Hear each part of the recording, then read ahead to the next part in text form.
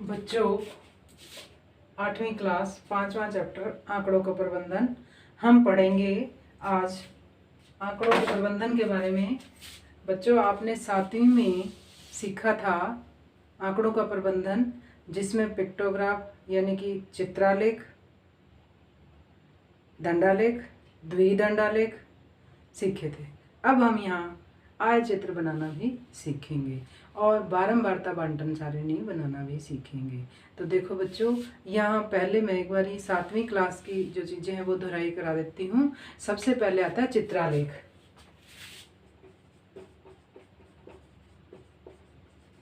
चित्रालेख याद होगा बच्चों आपको, जैसे पुस्तकें हैं, पुस्तक का चिन्ह बना दिया ऐसे करके, एक पुस्तक को चित्र 100 पुस्तकों में दिखा दिया।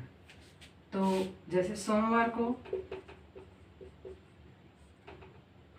100 पुस्तकें बेची गई तो एक चित्र बन गया, मतलब 100 पुस्तकों को दिखा दिया। मंगलवार को 300 पुस्तकें बेची गई तो ऐसे 3 चित्र बना देंगे।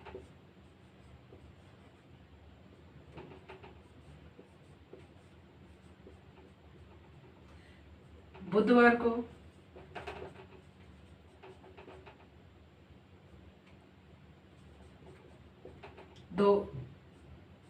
200 पुस्तकें बेची गई तो ऐसे ये 2 चित्र बन जाएंगे।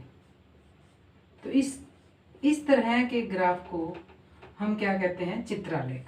इस तरह के चित्र को अगर बना दें, डाटा का रिप्रेजेंट करना चित्रालेख कहलाता है।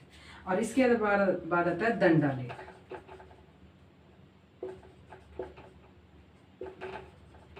दंडालेख जैसे 4 शहरों का तापमान इस प्रकार है, जैसे Delhi, Agra, Calcutta, Mumbai. 35 degree Agra, 34 degree Calcutta, Mumbai 30 degree और कलकत्ता 22 डिग्री। ये तापमान है। अब इस तापमान को हमने दंडालेख पर दिखाना है तो इस तरह दिखाते हैं 10, 20, 30, 40, 50। तो 35 डिग्री कहाँ आएगा? 10, 20, 30, 40 और 50। 35 डिग्री कहाँ आएगा? 30 और इसके बीच में ये हो गया दिल्ली का तापमान। और 34 कहाँ आएगा? 35 से थोड़ा सा नीचे ये आ गया आगरा का तापमान। कलकत्ता 22, 20 से थोड़ा सा ऊपर ये आ गया कलकत्ता का तापमान।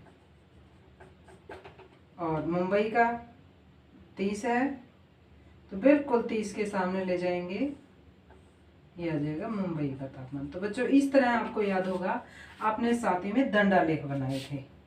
और दंडालेख, और ये देखो ये द्विदंडालेख, यानी कि एक है अहमदाबाद का तापमान न्यूनतम और अधिकतम, अधिकतम न्यूनतम, अधिकतम न्यूनतम, अधिकतम न्यूनतम, इस तरह दिखाया गया है, बीच में गैप है।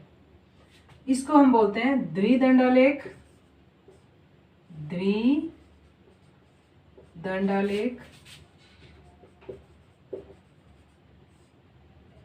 या इसको दोहरा दंडालेख भी कह देते हैं। ये ऐसे भी आपसे पूछा जाता है, इस तरह में पूछ लिया जाता है द्विदंडालेख। और ये है दंडालेख, ये है चित्रालेख।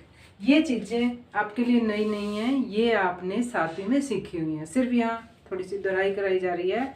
अब देखो इसके बाद आता है आयतचित्र। अब बच्चों आप ये चीजें समझो, आंकड़ों का संगठन और आंकड़ों का वर्गीकरण। आंकड़ों का संगठन देखो कैसे है। आंकड़ों के संगठन में